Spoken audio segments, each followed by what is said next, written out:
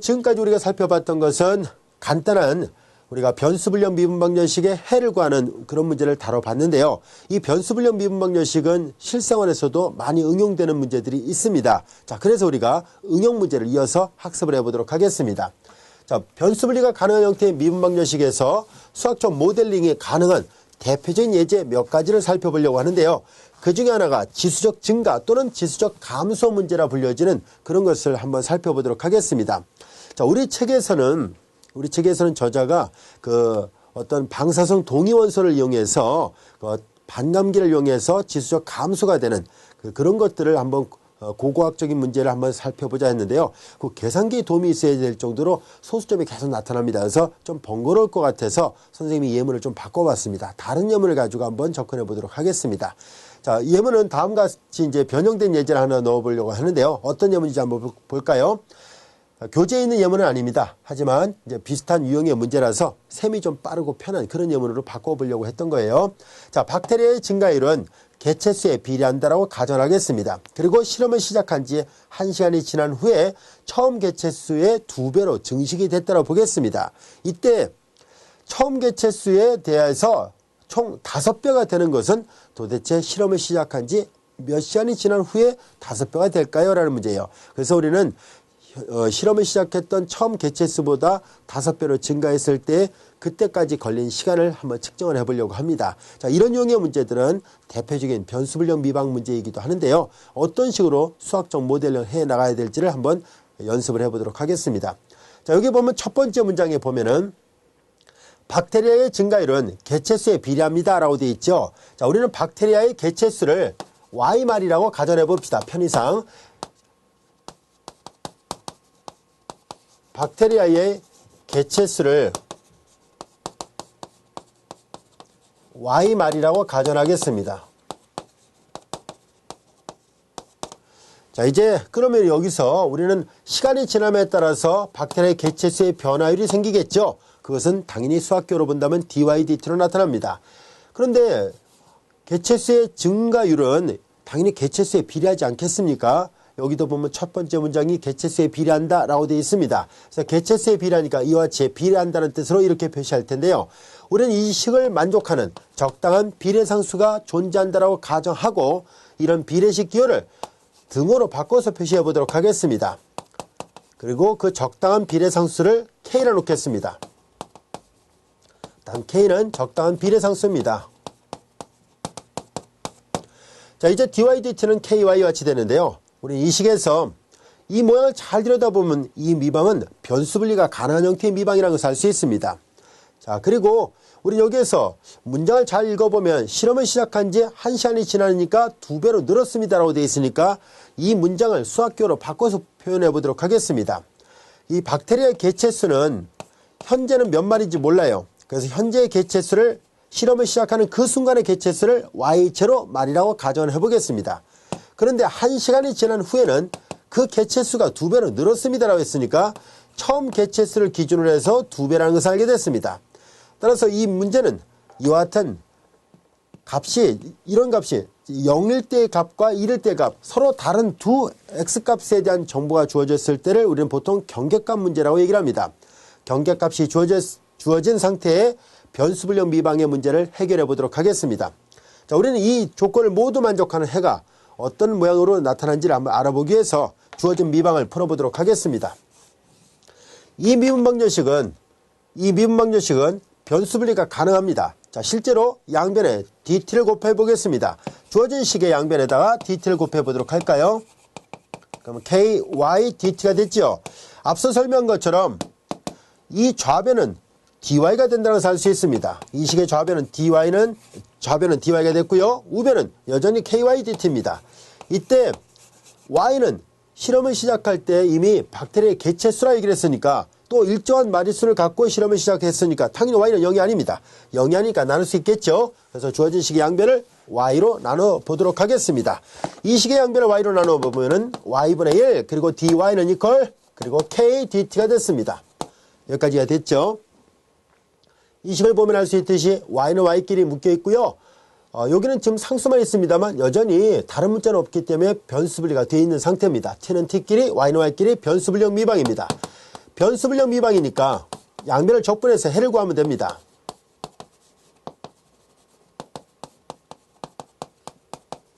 그래서 양변을 적분하니까 인테그랄 좌변을 y분의 l dy, 우변을 적분하면 인테그랄 k dt 그리고 플러스 c입니다.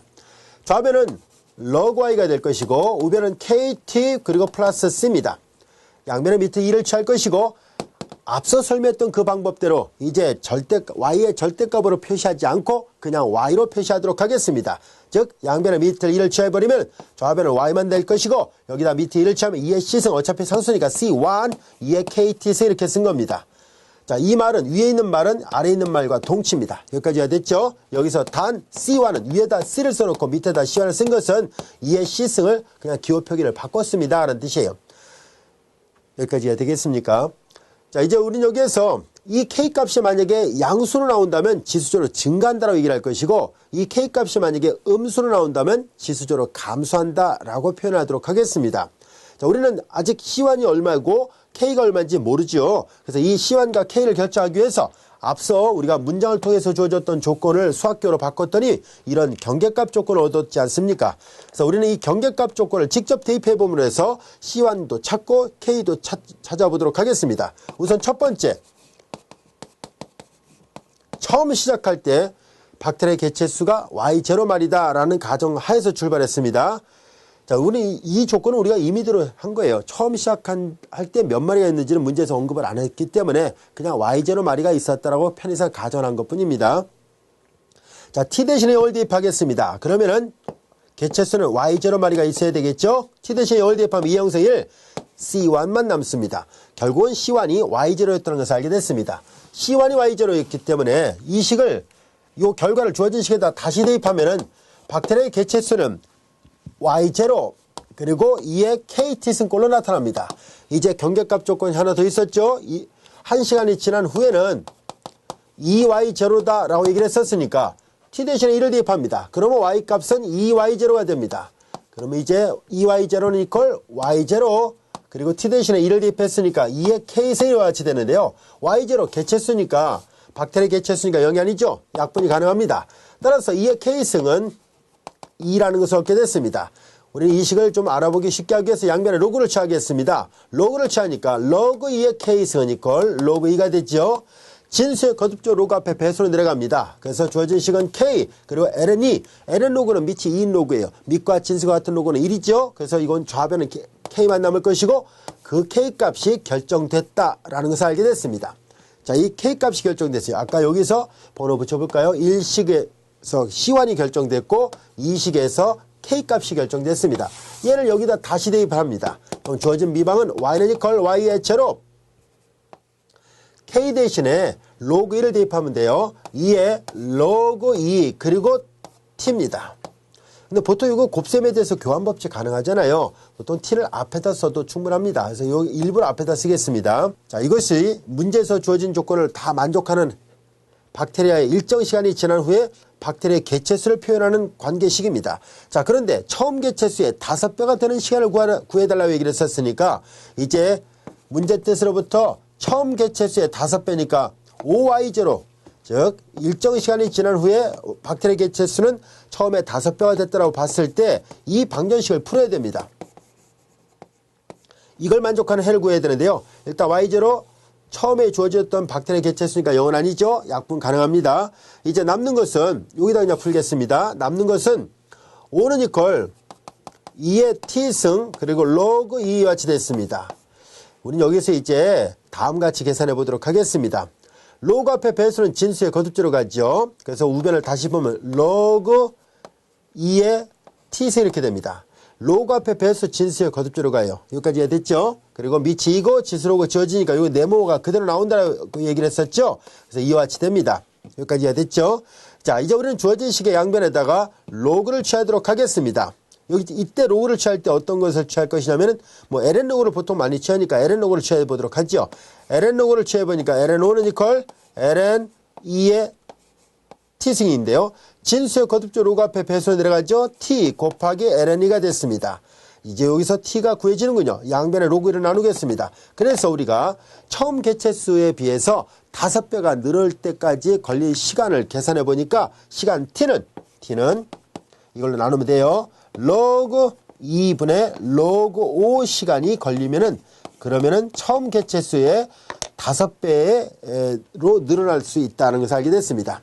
자, 여기까지 이해됐죠? 자, 우리는 교재에 있는 문제가 그 어떤 화석을 고대 화석을 찾아서 방사성 동위원소에 의해서 측정했더니 기원전 몇천 년 시대의 화석이다 이렇게 해서 그 문제가 있었는데요. 그 계산기가 있어야 될 정도로 복잡한 소수점이 자꾸 나타나서 계산하기 쉬운, 상대적으로 계산하기 쉬운 이렇게 박테리아의 증가율로 문제를 대치를 해봤습니다.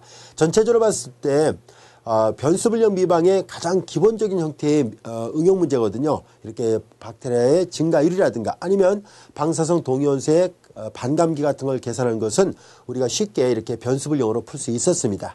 여기까지 이해되셨죠? 자, 이제 그러면 또 다른 형태의 변수불량 미방의 문제를 한번 살펴보도록 하겠습니다.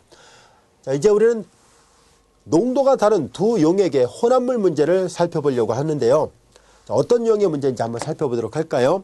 예를 들어서 우리가 한 물탱크 안에 뭐 소금기가 전혀 없어도 좋고요. 또는 이제 일정한 농도의 소금이 녹아있는 그런 어떤 소금물이 있다고 가정했을 때 새로운 어떤 밸브를 통해서 소금이 녹아있는 어떤 소금물이 새로 유입된다고 가정하겠습니다. 그리고 잘 휘저어서 적당하게 다시 배출한다고 가정했을 때 이런 과정이 계속 반복된다면 일정 시간이 지난 후에 그 물탱크 안에 남아있는 소금의 양은 어떻게 될까 하는 것을 알아보려고 합니다. 자, 이런 문제를 해결하기 위해서는 우리가 간단한 소금의 변화율을 측정하는 식을 이해하고 있어야 되는데요. 별로 어렵지 않습니다. 물탱크 안으로 유입되는 소금의 양에서 물탱크 바깥으로 빠져나가는 소금의 양을 빼버리면은 당연히 일정 시간이 지난 후에 물탱크 안에 남아있는 소금의 양이 남아있겠죠. 자, 그것을 우리가 간단하게 수학적으로 표시한다면은 다음같이 표시할 수 있습니다. 여기 화면을 보실까요? 소금의 변화율은 일정 시간이 지났을 때 소금의 변화율은 유입되는 소금의 양에서 유출되는 소금의 양을 빼면 된다라는 것을 알게 됐어요. 자, 그러면 이제 이런 기본적인 어떤 수학 관계식을 통해서 우리가 예문을 한번 직접 풀어보도록 하겠습니다. 예제 5번입니다. 자, 물탱크에 100파운드의 소금이 용해된 1000갤런의 물이 들어있습니다. 갤런당 5파운드의 소금이 용해되어 있는 소금물이 분당 10갤런의 속도로 흘러들어오고 탱크 안의 혼합 용액은 잘 휘저어서 균질하게 유지된 후에 분당 10갤런의 속도로 흘러나가고 있습니다. 만약에 이런 과정을 계속 반복하고 있다고 가정했을 때 일정 시간이 경과한 후에 물탱크에 남아있는 소금의 양은 어떻게 됐을까요? 라는 것을 알아보려고 합니다. 자, 이것을 우리가 좀 더 이해를 돕기 위해서 그림을 그려가면서 설명하도록 하겠습니다. 자, 어떤 물탱크가 있다고 보겠습니다. 이런 물탱크가 있어요. 자, 이제 물탱크 안에 유입되는 어떤 밸브가 있었다라 보고요. 그 다음에 이제 다시 배출되는 밸브가 여기쯤 어딘가 있었다라 보겠습니다. 자, 이제 우리는 이 안에 물탱크에 1000갤런의 물이 들어있습니다. 그리고 이 안에는 이미 100파운드의 소금이 녹아 있습니다. 우리한테는 리터하고 킬로그램이 좀 익숙하죠. 그렇죠? 근데 이제 아무래도 이 책의 저자가 외국 사람이니까 외국의 단위에서 많이 사용하는 갤런과 파운드로 되어 있습니다. 그래서 그냥 갤런과 파운드로 하도록 하겠습니다. 자, 이제 우리는 1000갤런의 소금이 용해된 물이 있어요. 그리고 그 안에는 100파운드의 소금이 들어 있습니다. 자, 이제 여기에서 갤런당 5파운드의 소금이 용해되는 소금물이 들어오고 있습니다. 자, 그래서 우리는 분당 10갤런의 속도로 들어오고 있어요. 자, 이제 유입되는 소금물이 있군요.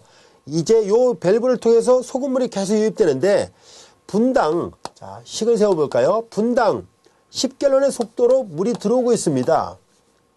그런데 분당 10갤런의 속도로 들어오는데 갤런당 5파운드의 소금이 있다라는 얘기죠. 그러면 이걸 기호로 표시한다면 1갤런당 5파운드의 소금이 있었다는 뜻입니다. 그럼 분당 10갤런이 들어올 때 1갤런당 5파운드의 소금이 녹아있는 물이 10갤런씩 들어와 버리니까 그럼 1분이 지날 때마다 몇 파운드의 소금이 들어오는지를 알 수 있습니다. 자, 그래서 이거는 간단하게 단위를 맞춰보면 되죠. 갤런 서로 이게 나눗셈의 곱이잖아요. 그래서 서로 지워지고요. 다시 정돈해 본 결과 얘는 매 분당 매 분당 5 곱하기 10이니까 50파운드의 소금이 유입되고 있다는 것을 알 수 있습니다. 이제 배출되는 양을 한번 살펴볼까요? 탱크 안의 혼합 용액은 잘 휘저어서 균질하게 유지된 후에 분당 10갤런의 속도로 흘러나가고 있습니다. 균질하게 유지된 후에 분당 10갤런의 속도로 빠져나간다는 얘기예요. 자, 이 밸브를 통해서 빠져나가는 소금의 양은 분당 10갤런으로 빠져나갑니다. 그런데 이때 빠져나가는 소금의 양이 얼마인지를 모릅니다. 들어오는 소금의 양은 정해져 있었는데요. 일정 시간이 지난 후에 이 물탱크 안에 남아있는 소금의 양을 모릅니다. 그래서 우리는 소금의 양을 편의상 Ykg이라, 여기 파운드라 되어 있으니까 일정 시간, 물론 시간은, 이 Y는 시간에 의존합니다. 시간에 의존하니까 YT 그리고 단위는 파운드라 쓰겠습니다. 그래서 우리는 이 안에 일정량의 소금이 있다라고 가정하겠습니다. 여기 100파운드는 처음에 있었던 소금의 양이에요. 계속 소금이 들어오고 있지 않습니까? 매 분당. 그러니까 자꾸자꾸 소금의 양은 변화가 될 텐데요. 이제 잘 휘저어서 일정 시간이 지난 후에 Y파운드의 소금이 있다라고 가정했을 때 1000갤런 안에 Y파운드의 소금이 녹아 있는 거예요. 근데 유입되는 소금의 용액이 분당 10갤런인데 나가는 것도 똑같이 10갤런이 나가니까 이 안에는 물이 더 넘치거나 모자라거나 그러지는 않습니다. 여전히 1000갤런이 남아있죠. 자, 그렇다면은 우리는 이 위에서 기호 표기한 것처럼 빠져나가는 소금의 양이 1갤런당 얼만큼이었는지를 확인해 보겠습니다. 이제 1갤런당 근데 1000갤런에 Y 파운드가 있었다라고 얘기를 했었으니까 당연히 간단하게 비례관계로 해가지고 균질하게 유지된다는 말이 있었거든요. 그래서 그러면 1000갤런당 Y파운드라면 1갤런당 1000분의 Y파운드라는 것을 알 수 있습니다. 이 기호 표기 이해가 되겠죠? 자, 그럼 이제 단위를 또 맞춰볼까요? 자, 빠져나가는 소금의 양이 얼마큼이었는지를 한번 알아보겠습니다. 빠져나가는 소금의 양 계산해 볼까요? 자, 매 분당 확인해 보니까 이거 10,000 약분하니까 100분의 Y 파운드군요. 100분의 Y 파운드가 매 분당 빠져나가고 있습니다. 자, 그래서 소금의 변화율은 dydt라 쓰겠습니다. dydt. 자, 일정 시간이 지난 후에 소금의 양은 Y라 했었는데요. Y의 시간에 대한 변화율이에요. dydt는 유입되는 소금의 양은 50 파운드 퍼 미니트인데요. 이때 단위는 우리가 뒤에 갖다 붙이기로 합시다. 한꺼번에 단위를 뒤에다 쓰기로 하고요. 이제 기호만 여기다 표시하도록 하겠습니다. 그리고 이제 빠져나가는 소금의 양은 100분의 Y 파운드 이렇게 되어 있습니다. 여기까지가 됐죠. 자, 이제 이것이 이 물탱크 안에 남아있는 소금의 양을 측정하는 수학 관계식입니다. 이 관계식을 잘 들여다보면은 dydt의 걸 이렇게 돼 있죠. 이 미분방정식은 아주 간단하게 변수분령 형태로 풀 수 있다는 것을 알 수 있습니다. 물론 이 미방은 나중에 또 우리가 또 살펴보겠습니다만 일개선형 형태의 미방이다라고 말할 수도 있습니다. 그래서 요 다음 줄에서 배우게 되는 일개선형 미방 해법을 이용해서도 풀 수 있습니다. 자, 우선 변수분령을 우리가 다루고 있으니까 변수분령을 이용해서 풀 수 있는지를 한번 알아보도록 할까요? 자, 여기까지 여러분들 이해되셨죠? 자, 이제 주어진 식을 이제 마저 계산해 보도록 하겠습니다. 주어진 식의 양변에다 dt를 곱합니다. 그럼 dy는 이퀄 여기 50 마이너스 100분의 y 그리고 dt가 됐습니다. 여기까지 이해됐죠? 자, 이제 우리는 주어진 식을 양변에 이걸로 나누어버리기로 하죠. 나누어버리면은 자, 이제 다음같이 쓸 수 있겠죠? 자, 50 마이너스 100분의 y분의 1 dy 같이 됐고요. 오른쪽은 dt 이렇게 됐습니다. y는 y끼리 t는 t끼리 변수가 분리되어 있습니다. 그래서 변수분령 미방이라는 것을 알 수 있네요. 따라서 양변을 각각 적분해서 해를 구해보도록 하겠습니다. 이제 주어진 식을 양변을 적분할까요? 인테그랄 50 마이너스 100분의 1 y분의 1 그리고 dt 이렇게 됐고요. 그 다음에 오른쪽 인테그랄 dt 플러스 c입니다. 자, 우리는 여기서 잘 보면 여기는 y죠. 기호 표기 선생님이 잘못했네요. 자, dy가 되었지 맞습니다. 여기 dy였습니다. 여기 잘 보면은 y에 대한 적분인데요. 분모 미분한 게 분자가 아닙니다. 이런 유리함수의 적분에서 가장 기본적인 적분 테크닉은 혹시나 분모 미분에서 분자가 되는지를 살펴보는 것입니다. 분모 미분에서 분자가 된다면 분모에 로그 붙인 걸로 적분하면 되고요. 그렇지 않다면은 식을 약간 변형하면 되죠. 자, 여기 잘 보면 분모 미분하면은 마이너스 100분의 1이 나와야 되는데 그건 없네요. 하지만 그 수를 없던 값을 곱하고 다시 나눠버리겠습니다. 자, 이렇게 변형하는 거 가능하겠죠. 자, 이제 주어진 식은 여기는 100이라 써야 되겠죠. 마이너스 100입니다. 이걸 없던 걸 곱했으니까 다시 이렇게 되죠. 그래야지 서로 소거됩니다. 자, 이제 분모 미분에서 정확하게 분자가 된다는 것을 알게 됐습니다. 그래서 이제 주어진 식은 좌변은 마이너스 100이고 이제 분모 미분한 것이 분자와 같으니까 분모에 로그 붙인 걸로 적분할 수 있다는 것을 알 수 있습니다. 우측은 t 플러스 c 이렇게 됩니다. 여기까지가 됐죠. 자, 그렇게 해서 우리는 해를 구할 수 있었는데요. 우리는 여기에서 조금 더 변형을 해볼까요? 좀 식을 좀 알아보기 좋게 정돈을 해보도록 하겠습니다. 양변에 100으로, 마이너스 100으로 나눠볼까요? 로그 50 마이너스 100분의 1 y 이퀄 나눠버리니까 마이너스 100분의 1 t 그리고 마이너스 100분의 c인데요. 자, 이거 어차피 상수니까 다른 상수 c1 써도 무방합니다. 자, 이제 주어진 식에다 양변의 밑을 2를 취해보도록 하겠습니다. 그러면 앞에서 표시한 것처럼 이제 절대값 사용하지 않도록 하겠습니다. 이와 같이 되겠죠. 밑을 2를 취합니다. 그럼 2에 마이너스 100분의 1 t승이 되고 그 다음에 곱하기 2에 마이너스 100분의 c승인데 어차피 상수죠. 그래서 그 상수를 편의상 c1 이렇게 써서 표시하도록 하겠습니다. 여기까지가 됐죠. y가 어떻게 표현되는지 알아보기 위해서 이걸 우변으로 넘기고 얘를 좌변으로 넘겨서 좀 정돈을 해볼까요? 그러면 100분의 1 y는 이퀄 넘긴 거예요. 50 마이너스 c1 2야 마이너스 100분의 1 t승입니다. 여기서 내려올 때 c1은 그냥 편의상 복잡하니까 간단한 기호로 바꿔 쓴 것 뿐입니다. 이해가 되셨죠? 자, 이제 우리는 여기에서 양변에 또 100을 곱해서 조금 더 간단한 모양으로 만들어 보도록 하겠습니다. 여기다 100을 곱하니까 5000 이렇게 되겠죠. 마이너스 그리고 100 C1 그냥 이렇게 쓰겠습니다. 물론 이걸 다시 또 C2로 바꿔도 됩니다만 그냥 이렇게 놔두도록 하겠습니다. 그래서 일정 시간이 지난 후에 물탱크 안에 남아있는 소금의 양은 이만큼이 될 겁니다 라는 뜻이에요. 이해가 되셨죠? 자, 그러면 이런 과정을 무한히 계속 반복한다라고 가정합시다. 물론 현실적으로 무한히 반복할 수는 없겠지만 그냥 수학적으로 그냥 간단하게 생각하기 위해서 t를 무한대로 보내버리겠습니다. 만약에 t를 무한대로 보내버리면은 그러면 이것만 남죠. 극한 취해볼 거예요. 리미트 t가 무한대로 가면 이거 0이 될 것이고 그 얘만 남는데요. 이게 바로 이런 과정을 계속 끝없이 반복한다면 이 물탱크 안에는 5000파운드의 소금이 남아있게 됩니다 라는 것을 설명하고 있습니다. 되셨죠? 그래서 이제 여기 만약에 1시간이 지난 후, 2시간이 지난 후 뭐 이런 것들이 있겠죠. 여기서 참 아직 우리가 C1을 결정할 수 있습니다. 왜냐하면 초기 조건이 있었거든요. 초기 조건이 바로 뭐냐면은 처음에 물탱크는 100파운드의 소금이 녹아있다라고 얘기를 했었으니까 이 조건을 활용하면 상수 C1을 찾을 수 있습니다. 자, 이거 마저 찾아보도록 하겠습니다. 좀 이제 일반은 이렇게 되는데 초기값 조건이 있는 문제거든요. 그래서 이 초기값 조건에서 처음에 C1을 찾을 수 있으니까 그걸 계산해 보도록 하겠습니다. T가 0일 때 처음에는 100파운드의 소금이 녹아있다라고 얘기를 했었습니다. 그래서 T 대신에 0을 대입합니다. T 대신에 0을 대입하니까 2의 0승 1이 됐죠? 그러면 이제 Y는 100이 나와야 되고요. 여기는 5000이고 마이너스 T 대신에 0을 대입하면 2의 0승 1 100C1이에요. 자, 여기까지가 됐죠? 자, 양변에 100으로 나눠버리면 좌변은 1 이퀄 여기는 50이 됐죠. 그리고 마이너스 여기 C1 이렇게 이같이 됐어요.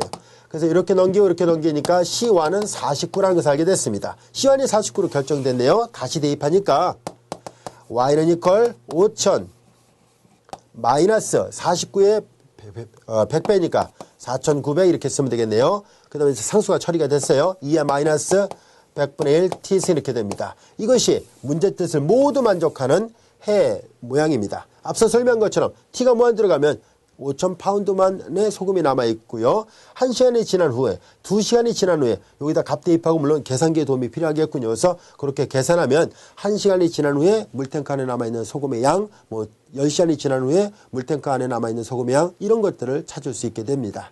여기까지가 되셨죠?